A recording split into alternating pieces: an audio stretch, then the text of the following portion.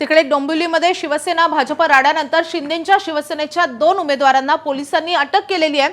शिंदेंच्या शिवसेनेचे नितीन पाटील आणि रवी पाटील या 2 उमेदवारांना पोलिसांनी अटक केली आहे। या दोघांनाही शास्त्रीनगर रुग्णालयामध्ये वैद्यकीय तपासणीसाठी आणलं असता दोघांचीही प्रकृती खालावल्याचं लक्षात आलं आणि पुढील उपचारांसाठी दोघांनाही ठाण्यातल्या रुग्णालयामध्ये हलवण्यात आलंय।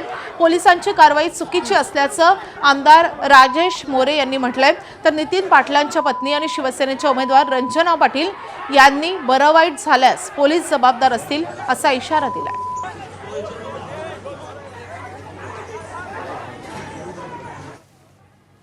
पेशंटला आमचे जे 2 उमेदवार आहे ही सर्वस्वी जबाबदारी पोलिसांची आहे। जर काही दुर्घटना घडली काय झालं तर सर्व जबाबदारी पोलिसांची असणार आहे। दुसरं आम्हाला काय बोलायचं आहे कारण आमचे हे 2 उमेदवार आहे तब्येत बिघडलेली असताना सुद्धा त्यांच्या कारवाई होते अतिशय चुकीचे आहे आणि आम्ही त्याचा निषेध करतो आणि ही सर्वस्वी जबाबदारी पोलिसांची। खोटं बोलून त्यांना तिकडनं हॉस्पिटलमधनं हलवण्यात आलं। मला बाहेरून कळालं, मला मी पोहोचले हॉस्पिटलला, इथे कळालं इथं नाही पोलीस स्टेशनला आहे। पोलीस स्टेशनला अगदी मला रडून गयावया करायला लागलं। पोलीस स्टेशनच्या बाहेर मला आरडाओरड करावं लागलं।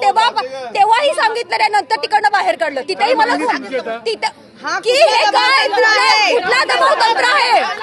ही खरंच लोकशाही आहे, सुशिक्षित सुसंस्कृत डोंबिवली आहे। आमच्या समोर आता प्रश्न उभा राहिला आहे, खरोखर निवडणुका ह्या म्हणजे निरपेक्ष होतील का? हे काय चाललं आहे? अक्षरशः 190च्या वरती BP आहे, त्याला कसं काय घेऊन आलं हॉस्पिटलमधून? ॲडमिट असताना अटक कशी काय दाखवतात? आणि अटक उद्या काय झालं आमच्या उमेदवारांना? आज परिस्थिती तुम्ही बघितली असेल, अत्यंत बिकट। सगळ्या महिला कुटुंबाची अवस्था बघा काय आहे।